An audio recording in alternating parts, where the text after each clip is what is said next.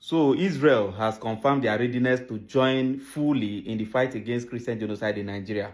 And this, their representative, has also listed some of the things they will be doing very soon in order to fight and protect the interests of Christians in Nigeria. And these people are not bluffing. You know Benjamin Netanyahu, he does not joke. Now, the Israeli Prime Minister Benjamin Netanyahu has announced a new front to protect Christian communities in Nigeria and beyond.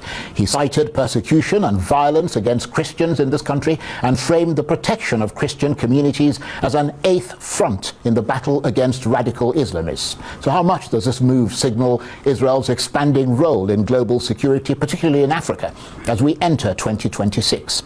Meanwhile, 2025 was a bloody year in Gaza, where the war appears to have wound down, but only after Israel razed much of what was left of the Strip in a relentless assault, and Donald Trump pledged to bring peace to a world ablaze, putting himself center stage in that trouble spot. But his framework deal has left the core dispute unresolved, and a peace accord still seems elusive.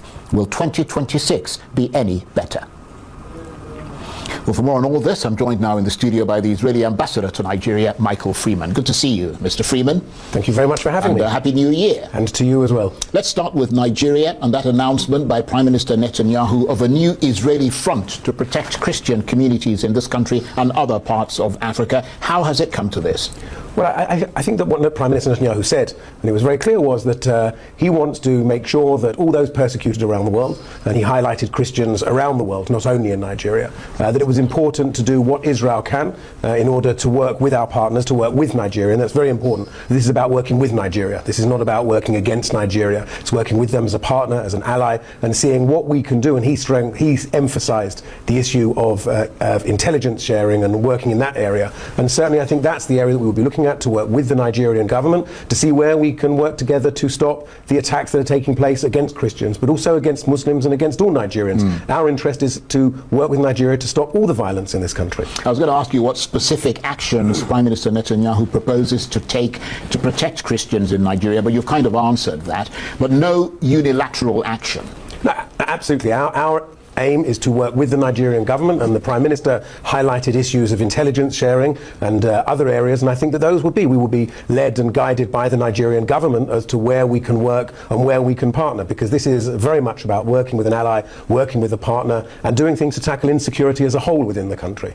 And I mean, obviously Israel is a staunch ally of the United States. I mean, if Mr. Trump was to decide to take some further action in Nigeria unilaterally, what would Israel's response be? I mean, I know it's a hypothetical situation. Well, one, it's a hypothetical situation, and two, I think there's probably a better question to ask the American ambassador rather than the Israeli ambassador as to what the well, the question is, what would Israel's response be? Well, in a hypothetical, we'd have to see what the situation was. I couldn't tell you what our response is. What I can tell you is that we want to work with the Nigerian government to see what we can do to help and work with them to tackle insecurity across the country. And how has the Nigerian government responded to Mr. Netanyahu's statement? I'm wondering if there's been any sort of behind-the-scenes diplomatic communication about this between you and the Tinubu administration? Well, any communication behind the scenes will obviously remain behind the scenes. But as I said, Prime Minister Netanyahu has made our position clear, and so anything that we can do in those areas, and obviously when you're dealing with issues of intelligence and when you're issuing information, it's not something that we're going to talk about publicly, because that would undermine the entire purpose of having a conversation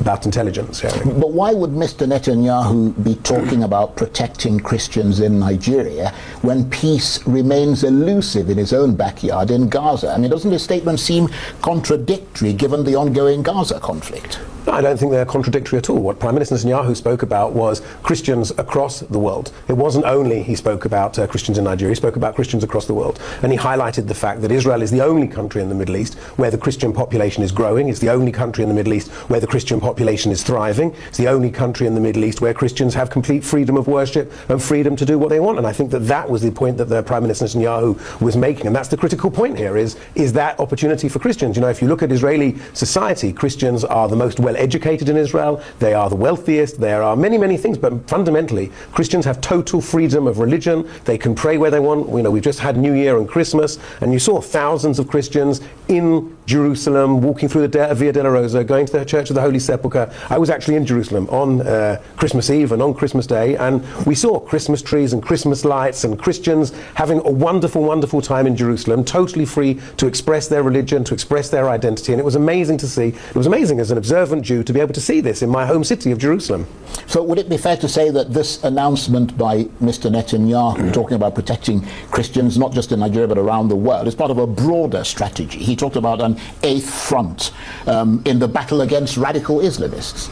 Yes, I think that that's true. If we look at what Israel's faced over the last number of years, we've faced 7 fronts of different radical Islamists attacking us, from Hamas to Hezbollah to the Houthis to the various militias and terror groups in Iraq and in Syria, and we've seen also Iran attacking us directly. And so this is the challenge that's facing the whole world. And by the way, I think that radical Islamism is also a challenge to the Muslim population, and I don't think that we should highlight and focus purely on Christians. I don't need to explain to you that in Nigeria it's Muslims being killed, it's Christians being killed, it's been atheists being killed. It doesn't matter who you are. It's that insecurity that I think that Prime Minister Netanyahu is highlighting and offering to work with the Nigerian authorities to help tackle, because this is affecting Christians, it's affecting Muslims, and it's affecting people of no religion. But is it also about strategic diplomacy, an attempt to sort of strengthen ties with Christian communities and nations to counterbalance Muslim majority countries and Iran's influence, for instance, in addition to positioning Israel as a protector of Christians to bolster its image in the Christian world? Because of course that sort of action appeals to evangelical Christian supporters in the US and around the world, doesn't it? Well, Israel protects Christian because it's what we believe in. Israel is a country that is founded on the principle of guarantee of equality of religion, the guarantee of freedom of religion. We see that the Muslims have freedom of religion, Christians have freedom of religion. The only time in Jerusalem's history when all the religions have had total freedom of religion is when Israel has been in control. And so it's not about doing something for political purposes or diplomatic purposes. This is a fundamental ideological belief that Israel holds, that we need to provide freedom of religion and protect all minorities. Doesn't matter if they are Christian, if they are Muslim, if they are Jew. The fundamental principle for us is to protect the freedom of religion and protect all of those people. So that's where this is coming from. That's where this is born from. And I would emphasize that Israel has got very strong relations with many Muslim countries around the world. We've seen that now we're celebrating 5 years of the Abraham Accords, where we signed agreements with the United Arab Emirates, with Bahrain, with Morocco. Only today we announced a deepening of strategic ties with Morocco in the defense field and in other areas. So we've got very strong relations with Muslim majority countries, with Muslim countries and with Christian countries, because I think those countries recognize that we work to protect freedom of religion regardless of what the religion is. But yet peace remains elusive in Gaza. In fact, Israel bombed Gaza today. A number of Palestinians killed, in spite of the fact that there is a pause in hostilities, or there's supposed to be there. Let's then turn to Gaza. We talked about the territory quite a bit in 2025 and attempts to end the conflict there. What's your expectation in 2026? Well, firstly, we've seen, and I've been here many times and we've spoken about the hostages on a number of occasions. There's still one Israeli hostage being held by Hamas, Ran Gvili. It is a body. He was murdered on the 7th of October, and Hamas are still holding his body. And we expect that as part of the agreement that they should return him immediately. Without him being returned, we can't really move on. But surely, I'm sorry to interrupt you, you must know, I mean, you caused the destruction in Gaza. You must know that, look at all the rubble. I mean, we're watching scenes from Gaza on television. It can't be easy for the Hamas or whoever it is to find bodies in that rubble. Well, you won't allow heavy equipment into Gaza. No, how are they going to be able to dig all that up? There's plenty of heavy equipment in Gaza. We've allowed heavy equipment into Gaza, and as you all know, they managed to return all of the other bodies, that they knew exactly where they were. They played a game of, oh, we don't know where they are, they don't know where they are. And then when we said, well, if you don't know where they are, then maybe the ceasefire isn't working. And when President Trump made it clear that they needed to return the bodies, suddenly they found all the bodies. So we believe that they know where Ran Gvili is being held, and we believe that they need to return him immediately. And then the next stage of that is the disarmament of Hamas, because without the disarmament of Hamas, we can't be moving on. And that's the next part of the plan. The next part of the plan laid out by President Trump is the full and total disarmament of Hamas. And that is absolutely crucial for Israel, isn't it? Well, it's crucial, I think, for peace. It's not about whether it's crucial for Israel. This is crucial for peace. Hamas is a terror organization that not only carried out 7th of October, where they massacred thousands of Israelis and kidnapped Israelis. They've said over and over again that were up to them, they would carry out October the 7th over and over again. And the only way we stop that is to make sure that Hamas are disarmed. And Hamas are also terrorizing the Gazan population. We've seen that since the war has ended, that the ceasefire has come in, that we've seen that Hamas have turned their guns on the civilian population of Gaza. We've seen many civilians and many Gazans being killed and injured and maimed by these Hamas terrorists. And I think President Trump put it very, very succinctly. Either Hamas can do this the easy way, or they'll do it the hard way. But Hamas need to be disarmed for any better future for the Palestinians in Gaza. Well, Hamas, though, has made it clear that it will not unilaterally disarm, that it will have to be part of a political process. And for Hamas, the Palestinians, the Arab states, and indeed for many Western countries, particularly some in Europe, it has to be a pathway to a Palestinian state. How do you see that panning out in 2026? Well, Hamas are not interested in a Palestinian state. Hamas are interested in destroying the Jewish state. But Israel isn't interested either.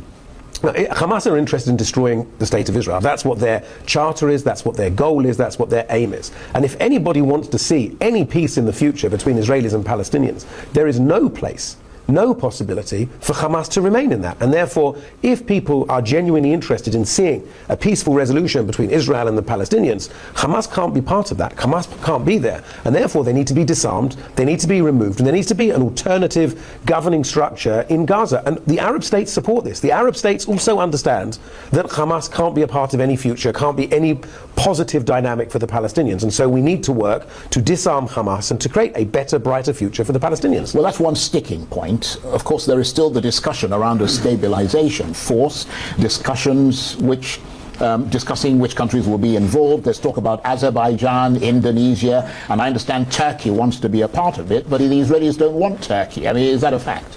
Well, we've seen that the Turkish leadership, Erdogan and others, have made outrageous statements about Israel, delegitimizing Israel as a country. They host Hamas leadership in Istanbul and in parts of Turkey. We've seen a number of terror attacks that have taken place inside Israel by Hamas originating from cells within Turkey. So putting Turkey in there at this stage is a bit like putting the fox in charge of the chicken coop. It's not a confidence builder. It's not a confidence builder, and it's not something that we think will lead to a positive dynamic and a better future for Israelis or Palestinians. Well, let's say that Turkey is removed from that equation and, there is some stabilization force that goes in. Will the Israelis allow it to be powerful enough and enabled enough to push Israel out of the rest of the Gaza Strip? It still controls, which is around, I think, 53%? Well, there's a very clear pathway which has been laid out by President Trump's plan, which Israel has accepted.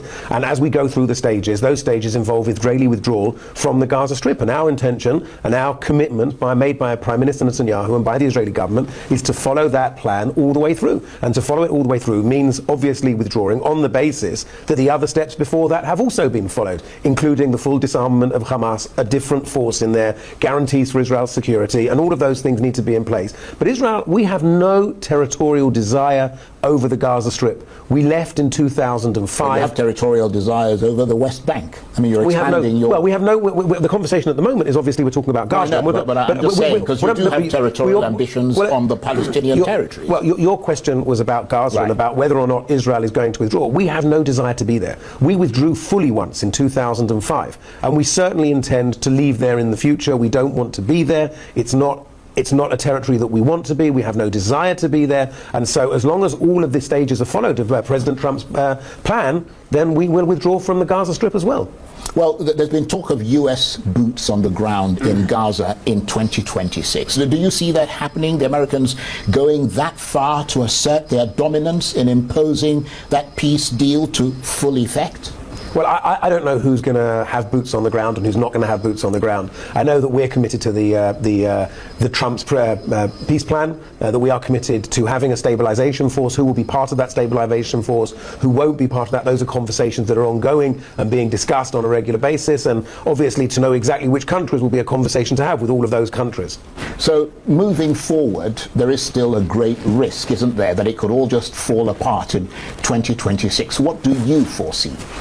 Well, I hope that it won't fall apart. I hope that this is a ceasefire. I hope that we will see the return of Rungvilli's body. I hope that we will see the disarmament of Hamas. I hope that we will see a stabilization force there. I hope that we will see a new governing body that will bring a better future for the Palestinians. I hope that we will see the possibility of Israel withdrawing further, and that for all of the Israeli communities that are around Gaza, my father-in-law lives very close to the Gaza border, that he should have a more peaceful life, that he should be able to live like all of those people there, and that we also see a better future for the Palestinians. This needs to be a better future for everybody, because if it's not a better future for everybody, then there's no real hope of it lasting and being a better future. Well, that's a good note to end on, and a hopeful one. So we thank you for coming in. Michael Freeman is the Israeli ambassador to Nigeria. Thank you very much indeed, and good to see you again. That's it for this edition of Arise Prime Time. Join us again tomorrow from me and the entire team here in Abuja and Lagos. Bye-bye, and thank you for watching.